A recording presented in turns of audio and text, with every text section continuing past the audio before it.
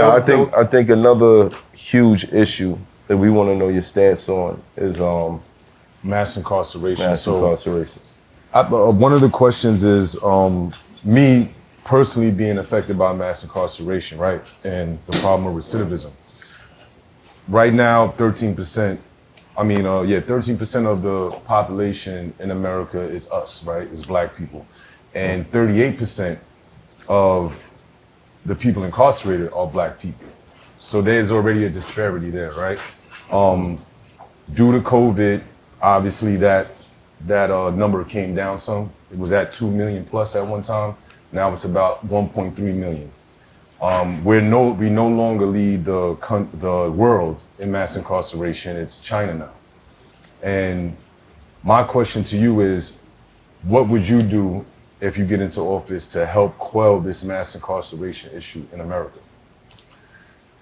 Well, a number of things. One is I don't like the privatization of the prison system. Big fat Business, yeah. Big fat. Yeah, and I think that is, that contributes to the problem. Right. And it also contributes to the sort of degrading conditions in the prison. A quarter of those prisoners, and you're right, a Black American committing the same crime as a white American has 3 times the chance of going to jail. Yep. So for the exact same crime. And the sentences alone. And and with a much longer sentence, it's the same thing. A quarter of those, a quarter of the people in prison are for nonviolent drug offenses. And, for me, I'm a former drug addict. I think we should be focusing on rehabilitation, treatment, mental health help, and trying to restore people to society rather than incarcerate them. Right. And So it would be something where you would incorporate certain programs that are rehabilitation instead of the solitary confinement. Instead of incarceration. Right. And one of the things that it's kind of my Peace Corps. My uncle started the Peace Corps, and it was this kind of branded program. But I'm going to start a program to create essentially rehabilitation farms around the country and rural areas all over the country, where people can grow healthy food, where drug addicts, people who are convicted of nonviolent crimes, people are trying to improve their lives, recover from some kind of addiction or SSRIs. We've got an entire generation that is now on these, psychiatric drugs. Right. And it's very hard to get off if you're not in a controlled environment. Mm-hmm. And I've had a lot of experience. I visited this place in Italy where I had a family member go, which is, and actually Kanye went over there at one point with my daughter, but it's a farm. It has 2,000 people, kids living on it who are recovering, who are going to go to prison or whatever. They have a vineyard, they grow organic, high quality food. They're not allowed to have cell phones, screens of any kind. Yeah. But there's a whole bunch of different industries there. They have a furniture factory, they have an upholstery factory, they make very, very high quality purses for De La Valle, for Gucci, for others. And they have a bakery with some of the most famous bread in Italy. And people go there and they make a commitment to go there for a couple of years, and they come out and they're recovered. And they go back, they can go back and have lives where they can now start contributing and paying taxes, and it's all free. And I think we need to pay, there's so much of many of your youth. We got 106,000 kids dying every year in fentanyl. the addiction epidemic that, started with oxycodone and now is, being fueled by the fentanyl epidemic is killing our young people, and we need to go back and rescue them. And the answer is not sending them to prison, because if you're a drug addict, you're gonna commit a crime. Right. It's eventually gonna happen. Right. Oh, and then you're gonna end up in prison, and your life is ruined. Now, so what about those that have to go to prison, right? So I hear you speaking specifically about non-violent offenders, right? And them being rehabilitated. The people that do have to go to prison for violent crimes or whatever it is, what do you see that can happen in these institutions that can rehabilitate them instead of it being restorative? Well, I mean, I think I'm going to only have control over the federal prisons. Okay. My father had control of the federal prisons, and he implemented a lot of different reforms in the federal prisons. For the federal prisons, by the way, and I was in federal prison. Right. I was in maximum security prison, and I've been in many state prisons, and the federal prisons are a lot better than the state prisons. Yeah, so I've heard, yeah. Yeah. I never made it there. We keep reading past that. You was in prison? Yeah, I was going there right Yeah, after. because we breezed past that. Like, Yeah. elaborate. Yeah, I was in prison for the summer of 2001. Actually, Oh yeah, you did say that. Yeah. Wait, no, you said that. Yeah, You told yeah, us that. yeah, he told us that, but we didn't touch on it. Yeah. An inmate. No, I wanted to. There was 140 men on my cell block. 60 of them were political prisoners.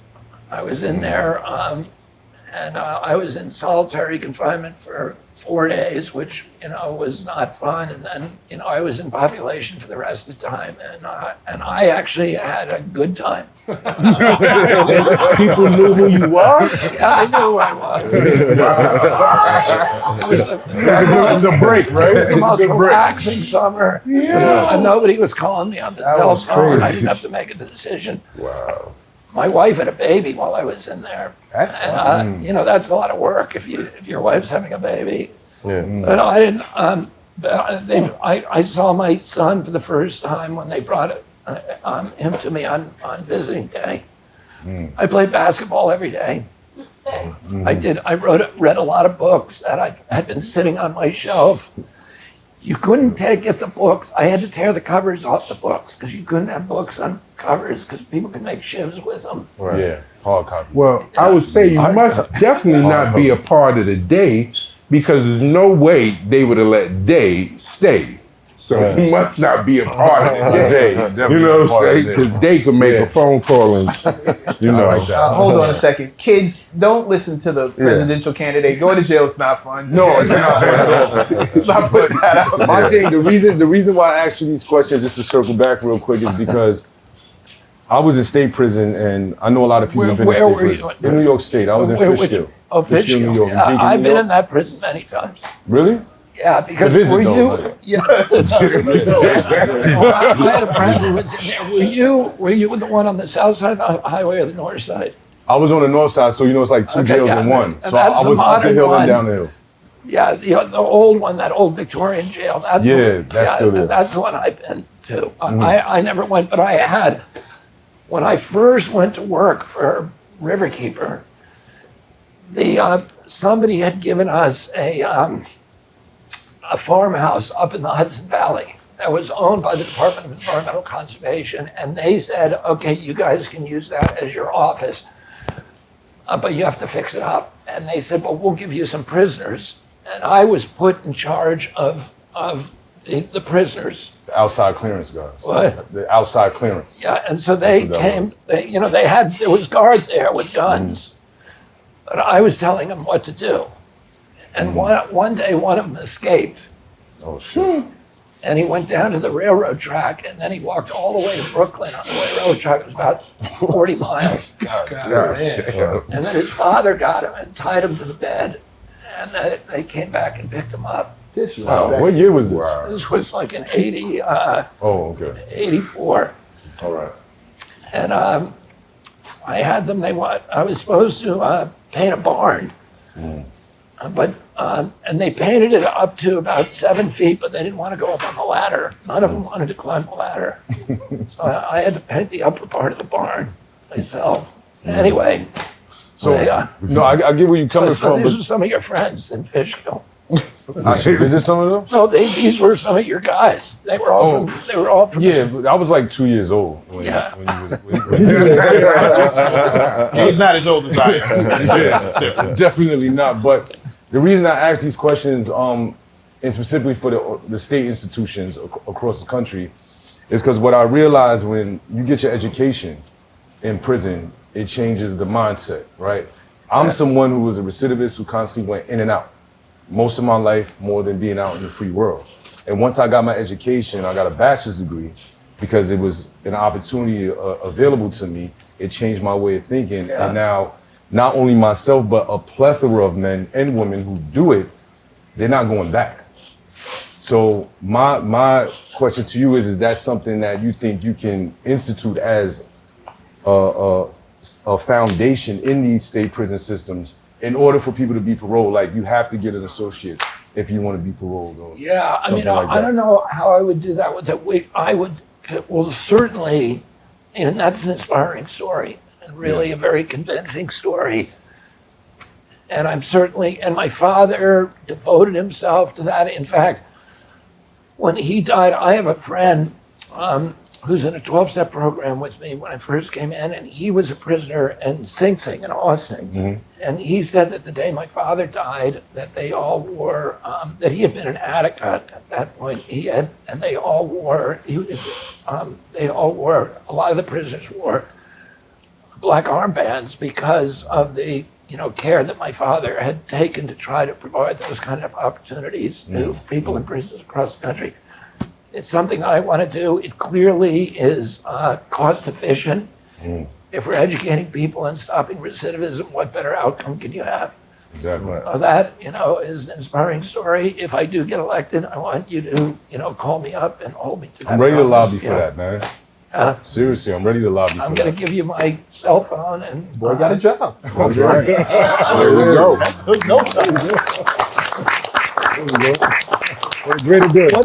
what did you get your degree in?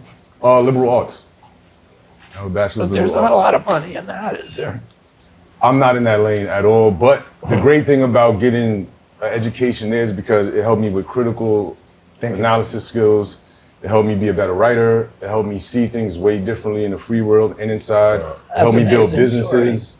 So it wasn't so much for the actual liberal arts degree. It was more so for the skills. He that I actually was able helped to get. build a business while he was inside. Yeah. That's flourishing now. And still What services people What who kind are of inside. business? Publication business, social media magazine for prisoners. That's great. Yeah, and it's like all over the country now. And all What is it called? Now